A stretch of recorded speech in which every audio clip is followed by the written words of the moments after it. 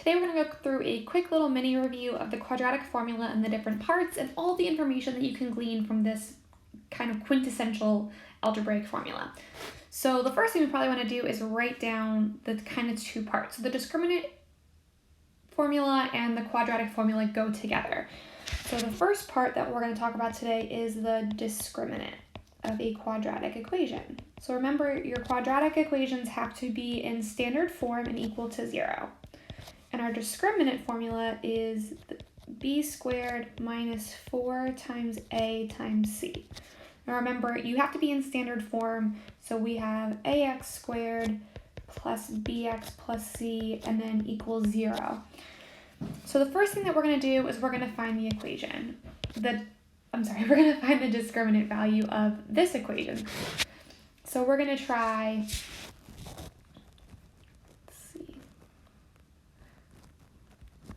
we are going to do 7x squared minus 8x plus 2 equals 0. So the first thing we're going to do is we're going to find our a, b, and c values. So a is the quadratic coefficient. So the quadratic coefficient is the number next to x squared. So a is 7. B is our linear coefficient, the number next to x, so negative 8. And then our c value is our constant in the equation, so 2. So our discriminant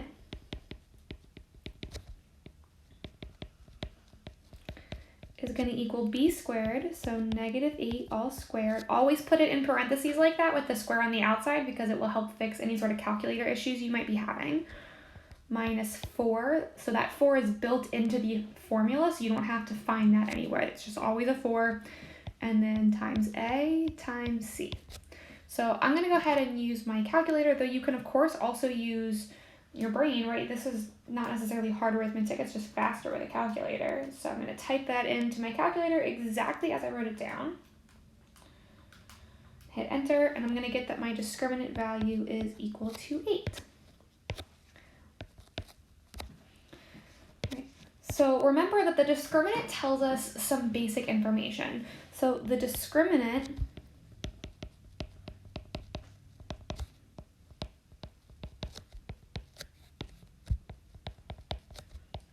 tells us the type of solutions our equation will have.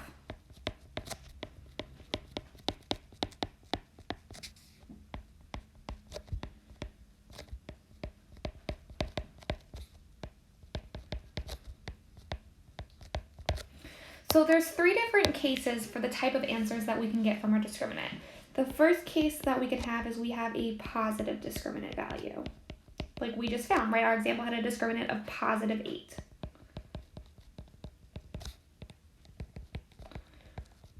So if we have a positive discriminant, that means that we're going to get 2 real solutions to our equation. And graphically, what this comes down to is that means that we have 2 different or 2 unique x-intercepts, or 2 distinct. I like that word best. So that just means that they're at 2 different points. So graphically, what that would look like is if we have a little x-axis, our parabola is going to hit it in 2 different places. We can also have a 0 discriminant. Right, so that's a very specific case where the discriminant is exactly equal to 0. So when the discriminant is equal to 0, this tells us that we have 1 real solution. And if you want to be really specific here, it says that we have a repeated solution or we have a multiplicity, right? It happens twice at the same location. And what that means is we have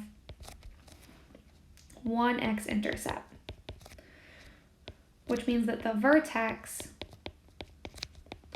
is on the x-axis. So again, if we draw a little sample picture here, if we have a discriminant of 0, we're going to come down and just our vertex point is going to hit the x-axis. It can, of course, the parabola can also be facing down, so these are just very general descriptions. And then the last type of answer that we can have, right, we had positive, we had 0, so the other type of answer is then going to be a negative discriminant.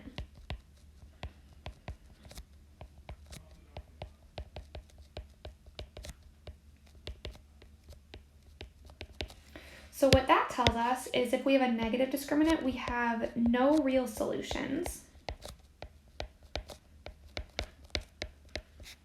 which instead means that we have two imaginary solutions. So we're going to get those eyes popping up in our answers. And graphically what this means is that we have no x-intercepts. Right, so I'm going to draw upside down parabola right now since I've been drawing all positive upwards facing parabolas right now. So, right, it just means that it doesn't touch the x-axis at all. So my parabola could look something like this. It's totally beneath the x-axis. It's never going to go back up and touch it. So that tells me that when I solve my equation using the quadratic formula, that I'm going to have eyes in my answers. So then we're going to go ahead and actually find the solution to a quadratic formula problem. So we're going to look at actually using the quadratic formula, right? So the first part of this was the discriminant. And we talk about the discriminant first because it's a mini portion of the actual quadratic formula.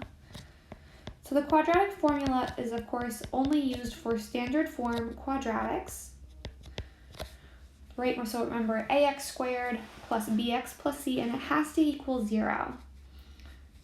And our little formula here is x equals, I guess I should write down our standard form equation again.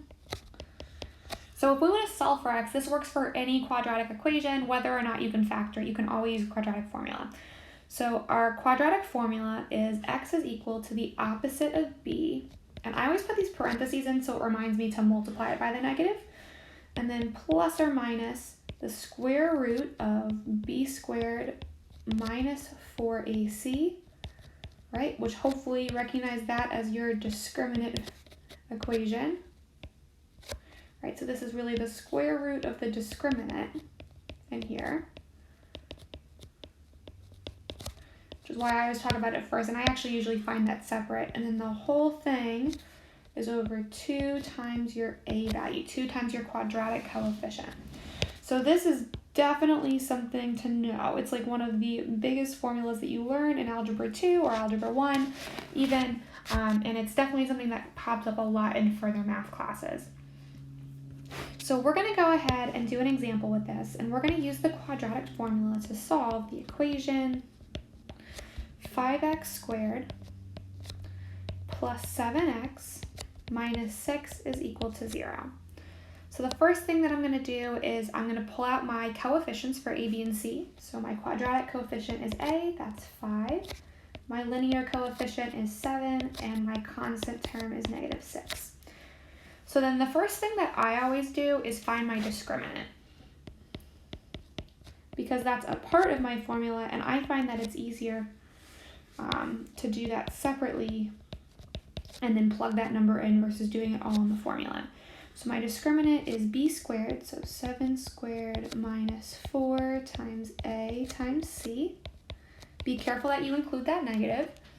I'm just going to use my handy dandy calculator here so I can speed my calculations up.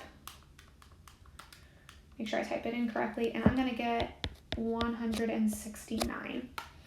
So that means when I go and do my quadratic formula, I'm going to get that x is equal to the opposite of my b value, so opposite of 7, plus or minus the square root of my discriminant value that I just found. Space this out a little bit. It's a little cramped in there.